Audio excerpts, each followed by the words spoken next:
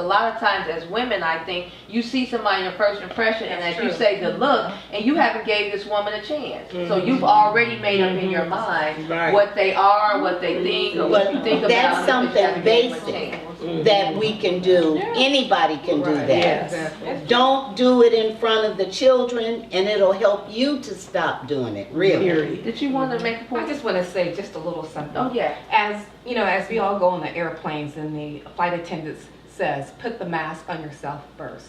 I say that to us.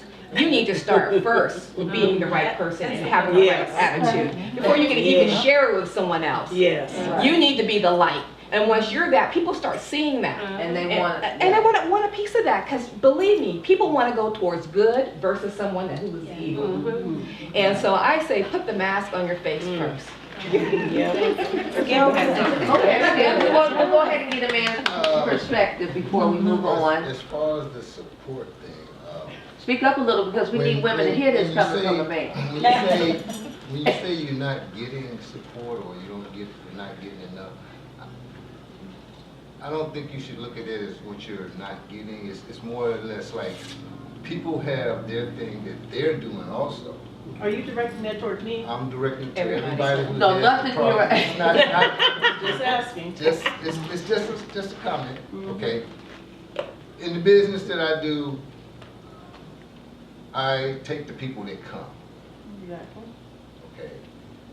If I'm not getting what I think I should get, I don't worry about it. Keep driving forward. Keep driving forward. Everybody's not going to support you. Some of your friends are not going to support you. Some of them have their thing that they're trying to get going. So you have to be understanding that way. Like in the business I do, if I went to every event that every person I know gave, I wouldn't have any time. Not any. I don't have hardly any now, but you know, there's no time to do everybody. So you do a few this year, then next year you catch Right, I'm gonna get there, because a year go back quick though. We know Congratulate yourself. You still want to be visible in the community. That's the key right there. Being visible, not whether they come or not, but being visible, so they can find you. Where do I find this person? So let me ask you this, Skip. Do you see, as a man, and we all know that, do you see, are there issues with men in, we're talking about support, or, and I'll use the word, and I'm not trying to really say it in a really totally bad way, but the cattiness amongst women, do you see that with men, or is there anything like that, or do you guys like, you know, like what is it? There is a certain, I guess you could call it jealousy or envy that goes on through men. With men too, so it's not just women? It's a human thing. Right, so why spend a lot of time, on here's the it? thing. Usually the person that feels that, well, let me put it this way.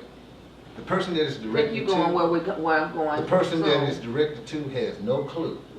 I have no clue that these people don't like me, or until somebody else tell me. Well, I'm like, well, that's their problem.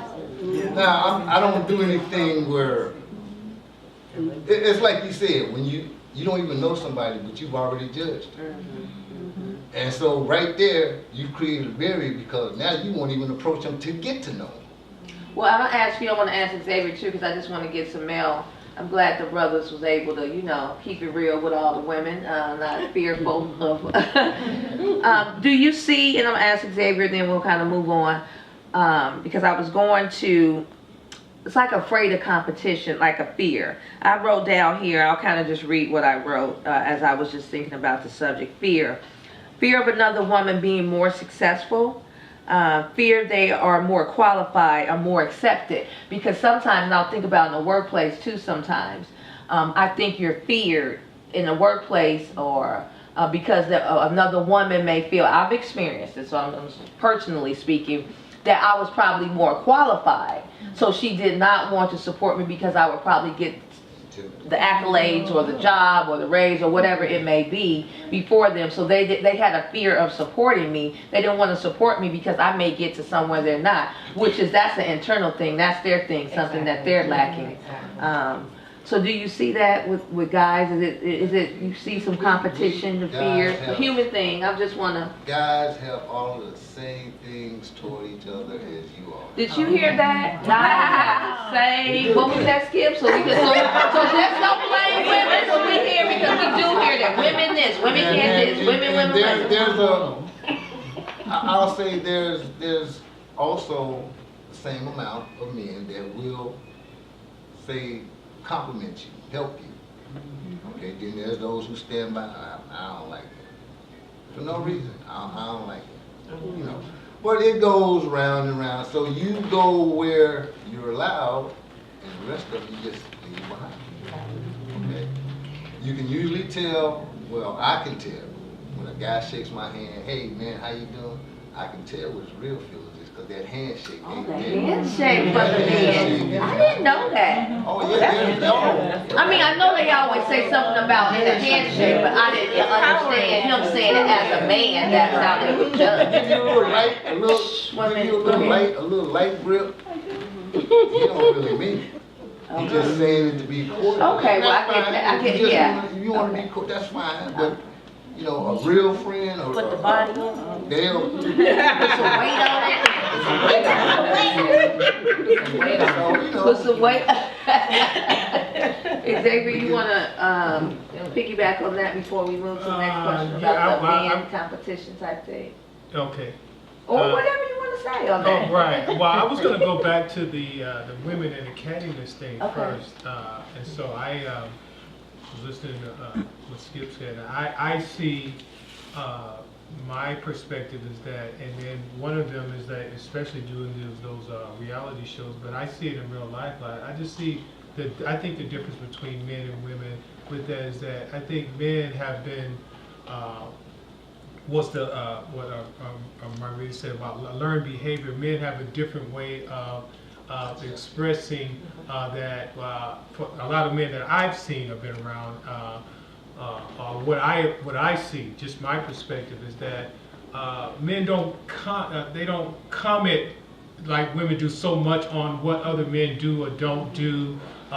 So there's not so many conflicts. You know, there may be some internal conflict, but there's not external. I don't see as much external conflict with men as I do see with women. I see a lot of external conflict because there's so many women are so ready to verbalize their displeasure or discontent or frustration or whatever it is with another woman about what she's wearing, how she looks, and how can she be doing that, this, that, and sometimes I see women talking to maybe they have a small circle of confidences where they share certain things with about other women.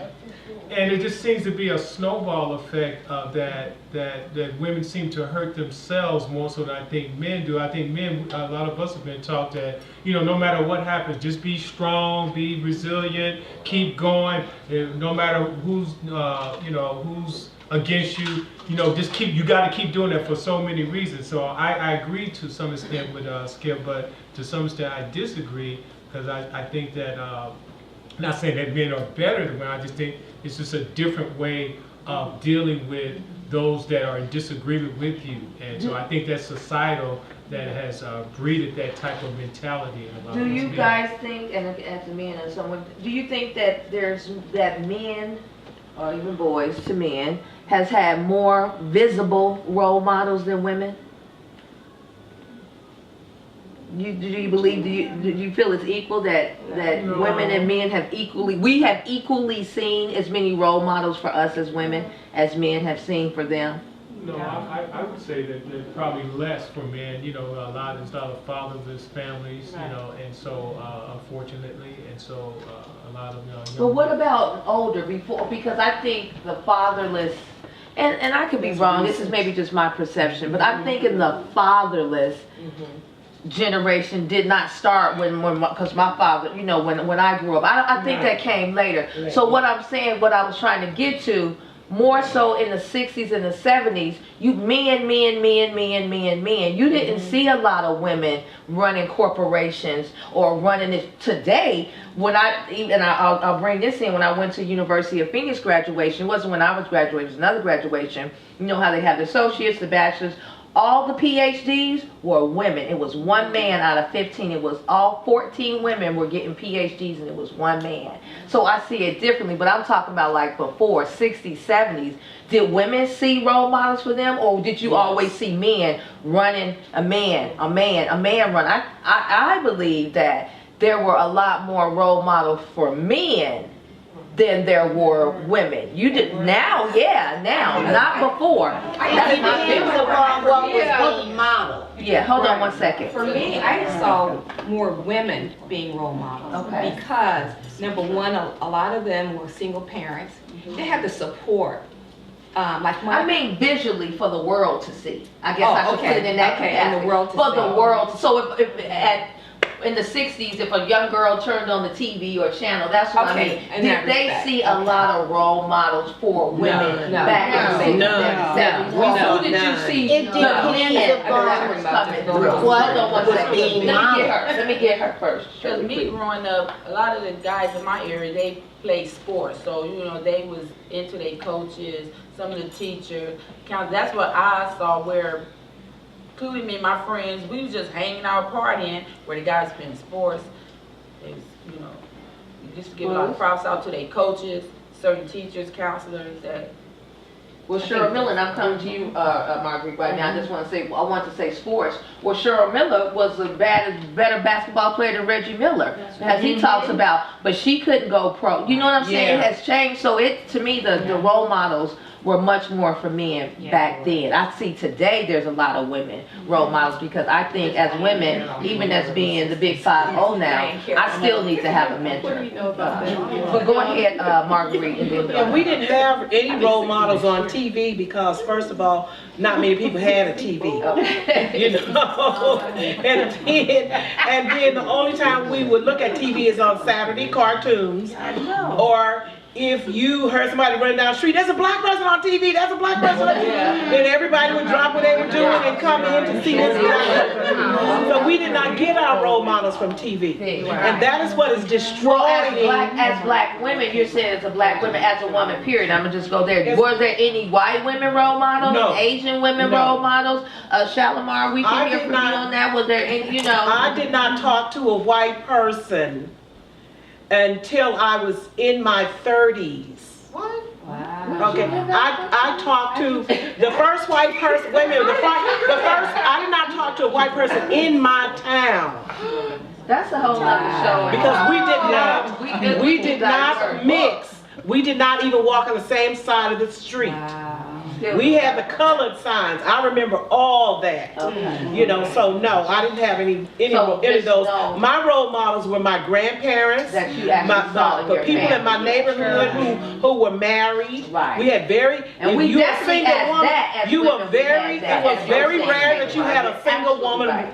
over a family. You Very absolutely rare. right, and to go back to Caleb Vaughn, I should have said that before, to say in more of a global type, you know, way, television and things like that, but you are very true. I believe that we had a lot of great role models as grandmothers, mothers, as far as that we just saw kind of internally in our family. I think somebody else wanted to say something. Well, we need to throw some interjection in there.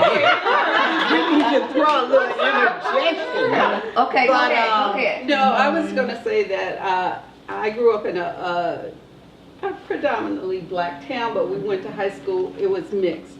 It was about 60-40 at the time. 60. Well, when we started, it was maybe 10-90. And we were the minority. We were the minority. But in our community, her mother was a beautician, and she had one of the few businesses in our town. And so we all looked up to her mother. And so it actually belonged to my daddy. Well, my daddy was the barber. He was the barber. Okay. So, and that's what brought her to Arizona, as our parents moved here. But to say that we had them as an example. Right. And so we always had women who were doing There were something. lots of women Right. and men in our community who were That are doing doing things. stuff. Okay. So more about we had a community- lot of good- The community aspect internally, like we were speaking, but not so much on globally on television. I want to move on so we can keep it going. Another issue, I guess I could say that I've actually heard somebody say this before, is why they felt that they shouldn't have to be so supportive of another woman is because they said no one fostered me. No one helped me. So then why should I do it? And it kind of goes back to if you don't know how. So they made a point to say, well, you know, I had to learn. No one showed me how to be a great friend or a great sister or whatever. So why should then I go, you know, bestow that on somebody else because no one did it for me. And I think that probably could be a big problem. That's kind of why I started it off at the beginning to say, what was your positive role model? Because I believe in a lot of things, but since we're talking about why are women so mean to each other, I think it starts from what you see. Of course, you can grow up, and if you didn't see it, you learn throughout the world by meeting people that how you believe that you should be. But I still think the core of it has to start somewhere. And if you don't see it, it takes us a longer time to get there. And then that fosters probably some lack of self-worth internally. If you don't see it and you don't know how to give it, then it's lacking something. I'm going to go ahead and pick on Roz and put her counselor hat on a little bit for that. Just to, what do you think about, you know, if I would vote, well, it wasn't taught to me, you know, I didn't get it, so I'm gonna have to let her go and get it herself, in a sense. Well, I think it's selfish to feel that way. And I think a lot of people that have that viewpoint and that mentality, I think it's because of pain that they have gone through. Correct. And so they don't know how to, I don't think they know how to give that, because you mentioned earlier, you can't, well, you said that it may be because of people's upbringing. So I believe that if you were never taught that, then of course you're not going to give that. You're not going to give the support. You're not going to be a friend. You're not going to be able to be there for someone else because that was never taught to you. And it's not so much of, oh, I'm not going to give it to them because it wasn't given to me. It's like, I don't know how to give it to them. Where do I start? You know, and when you're so wrapped up into your pain, it's hard for you to even be there for someone else, you know, until you're healed. And a lot of people that, I think even that person that made that comment don't even realize the pain that they're in and the lack that's in their lives. Because if you were whole and you were healthy and healed, then you would be able to, and you would want to give that. That's what love is. We give that to other people. That's kind of make the point to say, if you're confident with yourself, you're okay with it. And I'm going to put you on Front Street a little bit, Shalimar, because you're my girl. Thank you so much. But since it was kind of brought up, we went to black women, black, black. So then you tell me, in your culture, okay, tell me. Philippines, Spanish, and Mexican. Okay, so, because it was kind of categorized in a bit, with the conversation went almost that black women don't support black women. So then, as another ethnic group. Nothing to do with that. Okay, so what's your take on it? Because it's a woman thing then. It's a woman thing. It definitely is a woman thing, because I come to you with more confidence than I do an Asian woman, than I do a Hispanic woman, than I do a Spanish woman. It just, and we do have it's some what good it little is. powwows, but go ahead. But I go back with Rosalind, that if you are whole in yourself and you have that shine, people will see that. Yes. But then they're envious if they are not. And they just want to just step and just, well, why do you want to talk to Xavier's your husband, for instance? If I had a nice conversation, did not even know he was your husband, but yet it's the, she's over there talking to, oh, don't you know? No, I'm having a conversation with a nice gentleman. But because I might be, I'm sorry, fabulous. But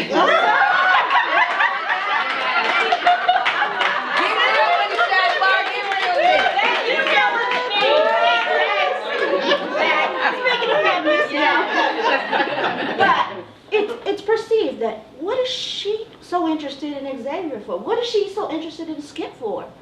When I can talk to you, I can come to you and say, you know what? You're a beautiful woman, Miss Carmen, and I'm glad you got yourself just the way you said you wanted to get yourself today. So it's just, I think we just look at each other and like all of a sudden, I'm gonna judge you because I don't know you. Get to know me. Let me know about your stories because the similarities that we have may be the same. My upbringing might be this way, but the same reality of it is that we all have our stories. And if we don't share that, we don't learn from that. That's deep. That's deep. And you brought up, and then I'm gonna come back over here. But you brought up about talking because I brought this up on the first segment.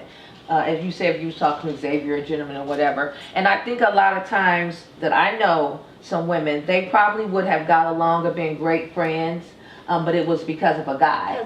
Because of a guy. Oh well, she's dating him, or it's a conflict. I think it's a big point because even I watch some of the reality shows or whatever, and I watch it.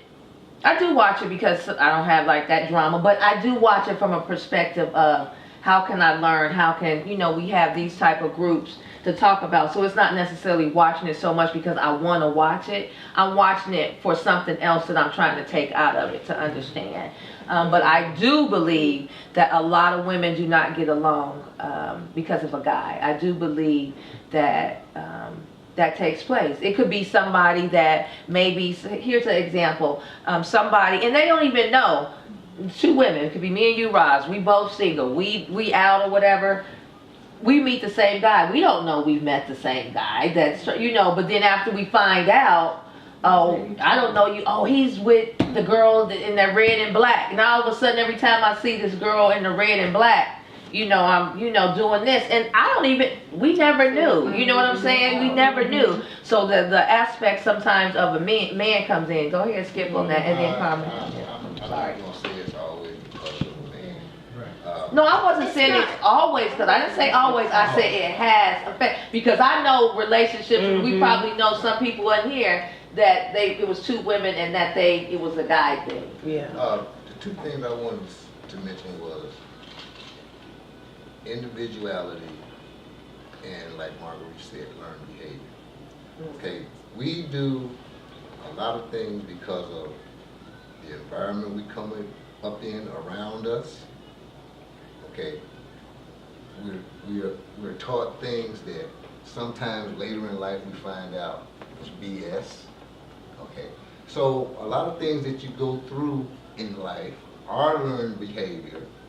And you get to a point where, well, I didn't have to do all of that.